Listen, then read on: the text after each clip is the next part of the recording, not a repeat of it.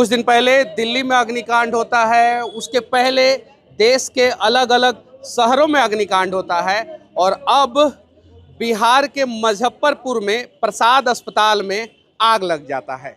हालांकि कोई होटल वाला, रेस्टोरेंट वाला या हॉस्पिटल वाला जानबूझ के आग नहीं लगाता है, ये बात सत्य है। कहीं नहीं तो कहीं टेक्निकल फॉल्ट, मैकेनिकल फॉल्ट या गर्मी के कारण आग लगता है ही हुआ प्रसाद अस्पताल में। यहाँ पे परिजन लोग परेशान थे, बहुत सारे लोग ये कह रहे थे कि हमारे परिवार वाले नहीं मिल पा रहे हैं, हमारे परिवार वाले नहीं मिल पा रहे हैं।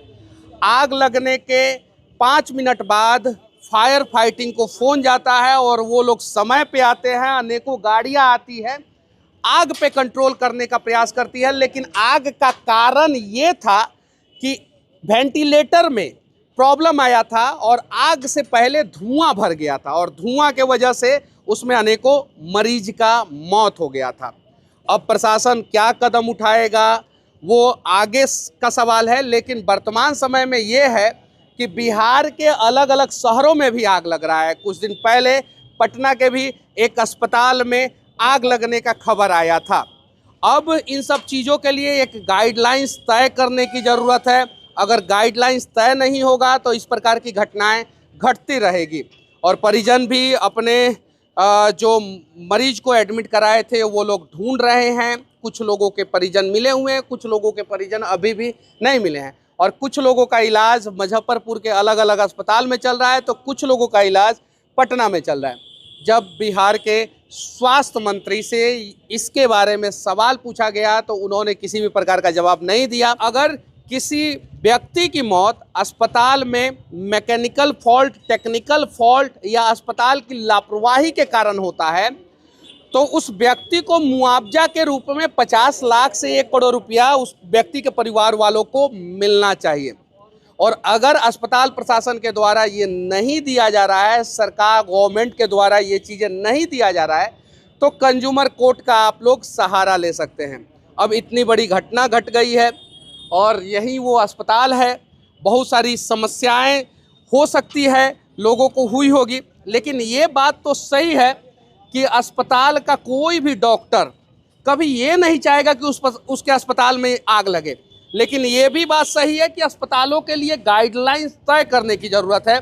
इस अस्पताल का उद्घाटन 2014 में जीतन राम मांझी जी ने किया था। प्रसाद हॉस्पिटल मुजफ्फरपुर का शुभारंभ बिहार के उस समय के तत्कालीन मुख्यमंत्री जीतन राम मांझी जी के कर कमलों से हुआ था। आप देख सकते हैं 12/12/2014 को इसका उद्घाटन हुआ था, इस अस्पताल का उद्घाटन हुआ था।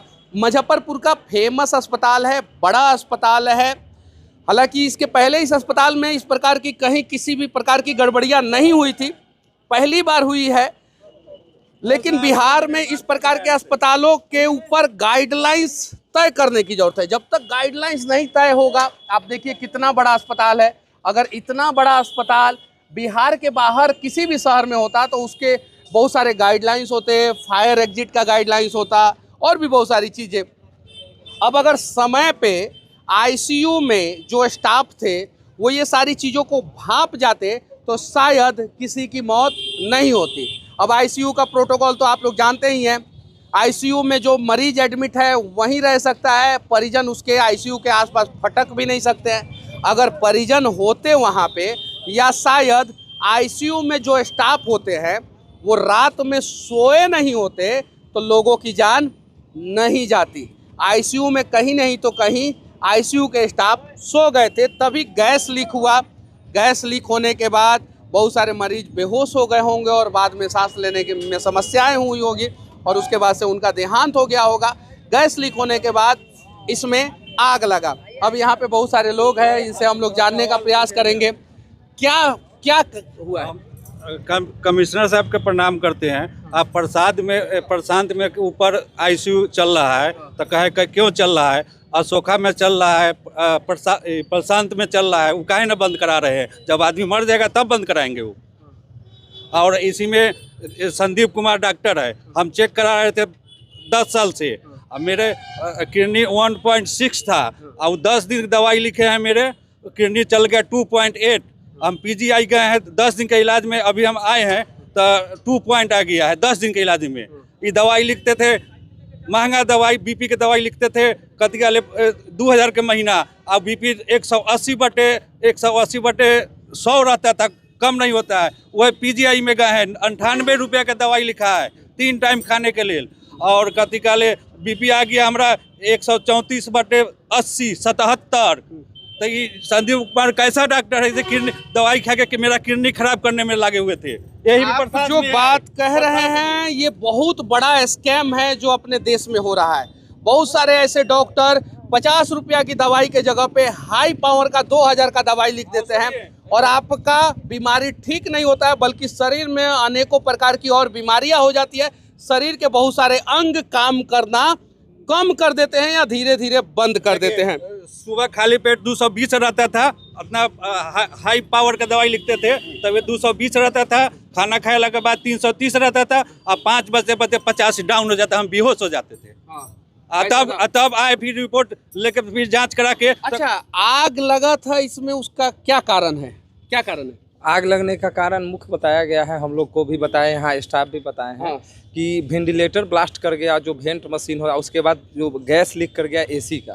और उसको सबसे बड़ी बात है कि जो मानक है। अच्छा, इसका उद्घाटन जीतन राम मांझी जी किए थे, बिहार के मुख्यमंत्री थे उस समय। अब सोचिए बिहार का सिस्टम कितना निर्लज हो गया है, नेता कितने निर्लज हो गए हैं कि मुख्यमंत्री रहते हुए प्राइवेट अस्पताल का उद्घाटन करते हैं।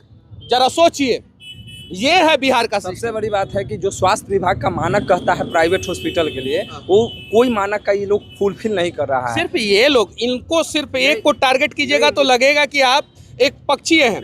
ऐसे बहुत सारे अस्पताल हैं। देखिए मनीष भाई, मेरा कहना है कि ये लोग नहीं, मुजफ्फरपुर के जितने भी प्राइवेट हॉस्पिटल है, वो बगल में यहाँ डीएम ऑफिस है, बगल में यहाँ पे स्वास्थ्य विभाग का ऑफिस है। लेकिन आप जितना आप हॉस्पिटल निरीक्षण कर लीजिए, अभी आप जितने भी बड़ा हॉस्पिटल है, और वो हैवान की तरह मरीजों को मतलब पकड़ के लाते हैं, आप पकड़ के लाके जबरदस्ती उनका इलाज करते हैं। और मतलब जो आईसीयू में नहीं एडमिट होने वाला है उसको आईसीयू में जबरन भर्ती करते हैं। और जो अभी हमारे जो भाई बता रहे हैं मरीज लोग, मतलब हाई एंटीबायोटिक डोज दवाई चलाते हैं, जिससे कि उनका बीमारी ठीक होने के वजह उनका बीमारी और बढ़ जाता है। नतीजा ये होता है कि उनको पीएमसीएच रेफर किया जाता है। ये बिहार के लोगों को नहीं पता है, ये बहुत बड़ा स्कैम है आपके स्वास्थ्य के साथ खिलवाड़ करने का। हाई डोज वाला एंटीबायोटिक या हाई डोज वाला मेडिसिन आपके परिजन को चढ़ा दिया जाता है अस्पताल में। जैसे एडमिट होता है, फिर आपका मरीज बेचैन हो जाता है, छटपटाने लगता है, और उसके बाद से डॉक्टर कहता है कि जल्दी से आईसीयू में भेजो, वेंटिलेटर पे चढ़ाओ, वरना नहीं बचेगा। ऐसा एक मरीज ने शिकायत नहीं किया, ऐसा बहुत सारे मरीज ने शिकायत किया है। आप बहुत सारे लोगों को बचाए हैं। जी सर। कितने लोगों को बचाए? 8 आदमी के अपने हाथ से निकाले हैं। आपको कोई, आपने 8 आदमी का जान बचाया, प्रशासन के द्वारा आपको कोई अवार्ड या प्रशासन ने कभी आपका प्रशंसा या कुछ ऐसा कुछ किया? ऐसा कुछ नहीं, बस वो फायर ब्रिगेड वाले बोलते हम 15 निकाल दिए, हम बोले 8 निकाल दिए, उनके स्टाफ बोलते हम तो 15 निकाले हैं। उसमें कुल बताया जा रहा है 13 से 15 ही एडमिट। अभी मरीज है क्या? 50 मरीज रहता है आईसीयू में। 50 मरीज? हाँ, हम देखे हुए, हम पापा का भर्ती कराए। फायर ब्रिगेड के जो लोग थे उन लोगों ने शायद से बताया है कि 15 से 20 लोगों को वो लोग निकाले हैं, और ये लोग जो है 8 आदमी को ये निकाले हैं, और उसके बाद से 6 आदमी का उसमें देहांत हो गया। फिर भाई 13 आदमी की कैपेसिटी में कितने आदमी एडमिट हो गए थे? वो लोग तो बोल रहे हैं 13 से 15 ही थे। और पूछा जब जा रहा था मैंने उनके मैनेजर से, तो बोल रहे थे प्रशासन के सामने में कि अभी हम देख के बताएंगे। भैया आपके स्टाफ थे, वो तो उनको तो पता होना चाहिए ना। वो भी नहीं बता पा रहे कि कितना थे, नहीं उनका फाइल मिल रहा था। और जब मेरा काफ़ी बुरी तरह से इसका आप देखिएगा कटा हुआ था, तो एक डॉक्टर मैंने इनमें देखा है, वो सीधा पट्टी मार दी, बोले ऐसे ही ठीक हो जाएगा। जब यहाँ से हम बोले कि 8 आदमी को आप बचाएं तो उसके बदले में आपको एक पट्टी मार दिया गया और आपका इलाज भी नहीं किया गया। जब प्रशासन, क्या नाम है आपका? जी मेरा नाम शुभ नाम धीरज गिरी हुआ। और जब हम इसमें धीरज गिरी, आप बिहार के रियल हीरो हैं। आपने 8 लोगों की जान बचाई है, बदले में सिस्टम, प्रशासन और ये अस्पताल ने आपको एक बैंडेज लगाया, उसके अलावा कुछ नहीं। और आप जस्टिफाई भी नहीं कर पाइएगा कि आपने 8 लोगों की जान बचाई है। बाद में आप ही को दोषी साबित कर दिया जाएगा कि आप झूठ बोल रहे हैं, आपने नहीं बचाया। नहीं बचाया। और उसके बाद में जब दर्द बर्दाश्त नहीं हुआ, प्रशासन को नीचे आके बोले सर कुछ सुइया दे दीजिए कि मेरे दर्द बर्दाश्त नहीं हो रहा है अब। तब बोलते हैं कभी मेरा सिस्टम काम नहीं कर रहा भैया, हम पैसा मार देते हैं, बाद में आप चढ़ा लीजिएगा। तब प्रशासन के बोले, तब प्रशासन हमको मेडिकल कॉलेज भेज दिए, वहाँ पे सिर्फ हमको सुइया दे दिया, दवा ववा कुछ नहीं मिला। ये अमानवीय कृत है। ये दर्शाता है कि जहाँ एक इतना बड़ा विपदा आ गया है वहाँ एक रियल हीरो बिहार हमारे का स्वास्थ्य मंत्री का स्टेटमेंट देखे हैं आप? देखिए बिल्कुल, वो तो जवाब ही नहीं दे रहे हैं। ये दर्शाता है कि स्वास्थ्य व्यवस्था किनके हाथ में चला गया है। तो कहीं ना कहीं यहाँ पे राजतंत्र हो गया है। सरकार के नॉर्म्स को बिना फुलफिल किए बहुत सारे नर्सिंग होम्स और प्राइवेट मेडिकल हॉस्पिटल चल रहे हैं, किसी पे कोई कार्रवाई नहीं हो रहा है। बस जब प्राइवेट हॉस्पिटल खुलता है तो नेताजी लोग जाते हैं उसका उद्घाटन करने। यहाँ 1000 से ऊपर, मनीष भाई आप चलेंगे जुरन छपरा ये रोड है या ब्रह्मपुरा, और यहाँ से मेडिकल तक चले जाइए, 1000 से ऊपर ऐसा नर्सिंग होम है और जो अल्ट्रासाउंड और जांच घर है जो जिसका निबंधन ही नहीं है। निबंधन और ये खुलेआम बार बार छोटे पोर्टल के साथ ही वो लोग चलाते भी हैं, बार बार वहाँ और वो गुंडाई करते हैं। जो अगर मरीज पैसा के लिए बिल मतलब इतना बढ़ा देते हैं, 1 दिन और 3 दिन में बिल 50,000 हो जाता है। दवा बिना पैसा के नहीं देता, पहले पैसा पुर्जा और तब दवा देता है यहीं पर। तो प्राइवेट में तो पहले पैसा पुर्जा और हर जगह होता है। चाचा हम बोले ना, चाचा पहले यहाँ भी नहीं होता था। हाँ, पहले पैसा दीजिएगा तबे दवा मिलता है हर जगह प्राइवेट में। वोट दीजिएगा गलत सरकार से तो उम्मीद क्या कीजिएगा?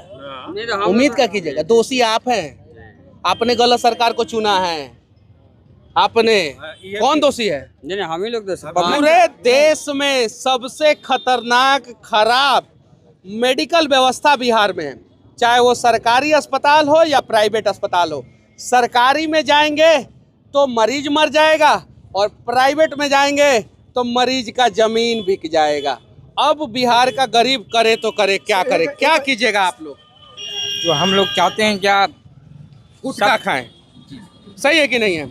और दांत पूरा लाल लाल कर दे, सही है? जी सर, खाते रहिए गुटखा, बढ़िया है।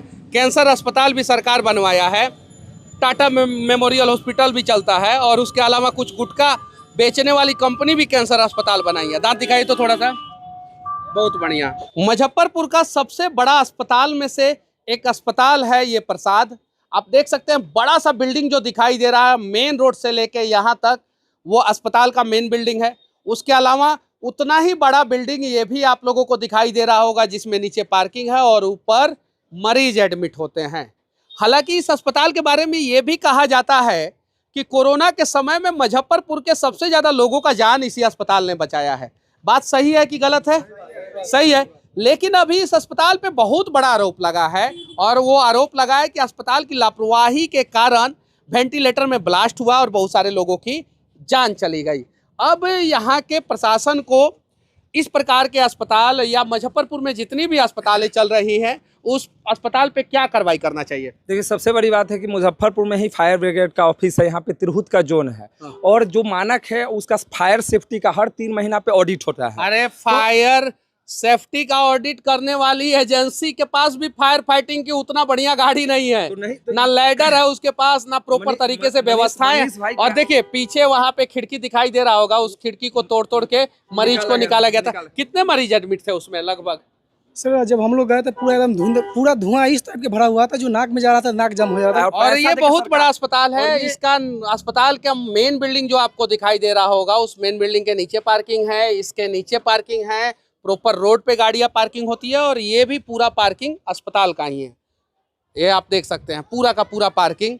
तो इतना बड़ा अस्पताल है, इतना बड़ा पार्किंग है, इतना बड़ा नॉर्म्स है, ये सारी चीजें, फिर लापरवाही कहाँ हो गया होगा? पता है, चल रहा है आपको कुछ? नहीं भैया, हम यहाँ के नहीं हैं। यहाँ के नहीं है। चश्मा कितने का है?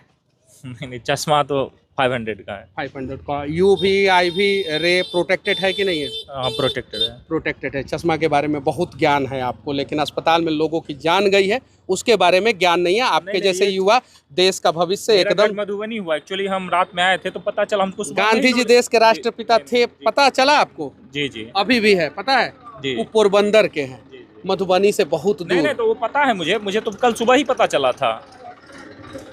आप जैसे युवा अगर नहीं बोलेंगे तो कैसे काम चलेगा? बताइए किसकी गलती है? ये तो सर सरासर ये हॉस्पिटल का जो मैनेजमेंट है ये सही नहीं है एक्चुअली सर। मेरा भी सिस्टम की गलती है। किसकी? सिस्टम की। और उस सिस्टम को चलाता है सरकार, यानी गलती सरकार की है और उस सरकार को चुनता है जनता। बाकी जनता को सब कुछ मालूम है और नहीं मालूम है तो हम लोग बताने का प्रयास कर रहे हैं। वीडियो अच्छा लगे तो शेयर जरूर कीजिएगा। उम्मीद है कि आप लोग साथ देंगे, शेयर करके सिस्टम और सरकार तक पहुंचा देंगे ताकि कुछ नॉर्म्स लागू हो जाए, कुछ रूल्स रेगुलेशन लागू हो जाए और इस प्रकार के अस्पताल उस रेगुलेशन के हिसाब से ही काम करे। बाकी बिहार के स्वास्थ्य व्यवस्था के बारे में आप लोगों का क्या ख्याल है, बिहार के स्वास्थ्य मंत्री के बारे में आप लोगों का क्या ख्याल है, कमेंट करके जरूर बताइएगा। जय हिंद।